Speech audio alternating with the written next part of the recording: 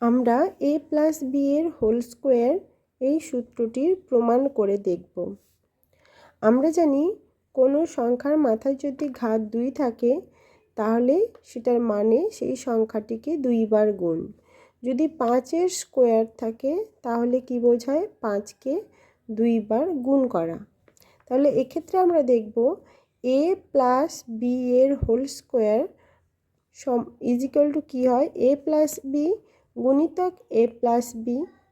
তাহলে এটাকে আমরা কিভাবে গুণ করতে পারি? দুটো রাশিকে a আর a এর গুণ হবে a গুণিতক a স্কোয়ার প্লাস a গুণিতক b a b plus b গুণিতক a b a plus b গুণিতক b b square is equal to কী হবে? a square plus 2ab plus b square. তাহলে আমরা দেখতে পেলাম left hand side is equal to right hand side প্রমাণিত।